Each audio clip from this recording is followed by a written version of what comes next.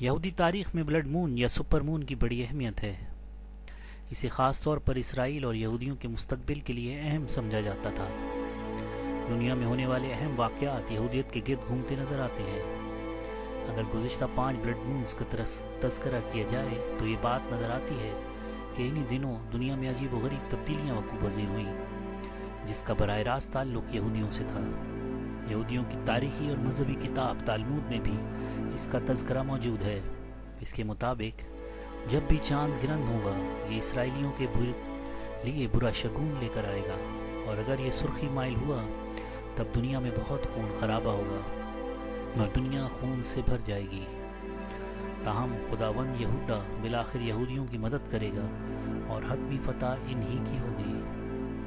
4 blood moons یکے بعد دیگرے اب تک 7 مرتبہ ظاہر ہو چکے ہیں۔ اس مرتبہ بھی 28 ستمبر کو ہونے والے چاند گرہن کی وجہ سے 4 بلڈ مونز کی تعداد پوری ہو جائے گی، جس کی وجہ سے ان کی کل تعداد 8 ہو جائے گی۔ اس کے برخلاف عیسائیوں کے ہاں اس کی تاریخ کچھ مختلف ہے۔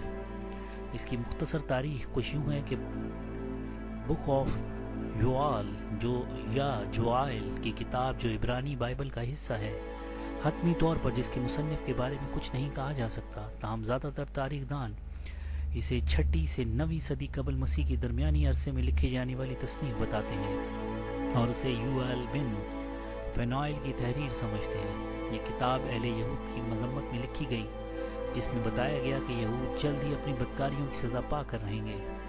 اس کتاب کے مطابق خداوند کے انصاف کے دن سورج اندھیرے میں ڈوب جائے گا اور چاند سرخی سے نہا جائے گا، جبکہ اس کا ذکر بک آف ریویلیشن چیپٹر 6 آیت 11 سے 13 میں بھی موجود ہے۔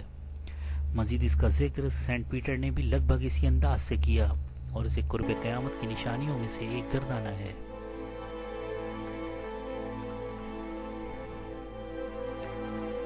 اسی سلسلے کی ایک کڑی یہ بھی ہے کہ اسے حضرت عیسیٰ علیہ السلام کی دوبارہ آمد سے منسوب کیا جانے لگا۔ کچھ عیسائی اس عقیدے پر بھی یقین رکھتے ہیں کہ کچھ عیسائی مبلغین اور پادری اس عقیدے کے قائل ہیں کہ 8واں بلڈ مون ایک نئی شروعات کا نام ہے، جیسے ہفتے کے 7 دن ہوں اور 8واں دن ایک نئے ہفتے کی شروعات ہو، اس طرح کائنات بھی ایک نئی شروعات لے گی۔ الغرض یہ قیامت کی علامت ہے۔ اب رہا اسلامی نقطہ نظر تو اس کے بارے میں بڑی واضح ہدایات موجود ہیں۔ سید الانبیاء صلی اللہ علیہ وآلہ وسلم نے چاند اور سورج گرہن کو دیکھ کر اللہ تعالیٰ سے معافی و مغفرت طلب فرمائی ہے اور اسے اللہ کے عذابوں میں سے ایک عذاب بتایا ہے۔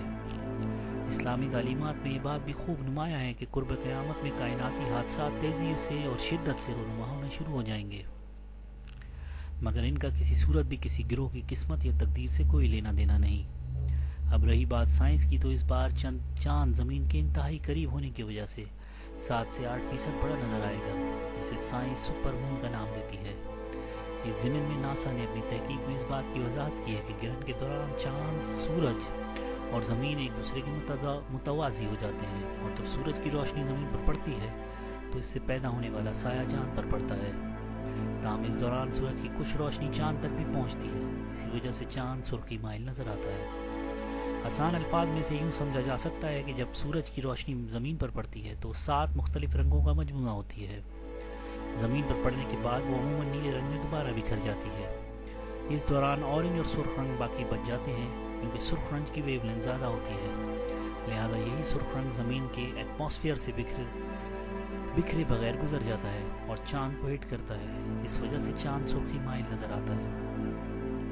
اب یہ کتنا سرخی مائل نظر آتا ہے، اس کا انحصار زمین کے ایٹماسفیئر میں موجود مالیکیولز اور ڈسٹ پارٹیکلز کی تعداد پر ہوتا ہے، جو موجب بنتا ہے کہ چاند کا رنگ براؤن ہوگا، سرخ ہوگا یا پھر گولڈن۔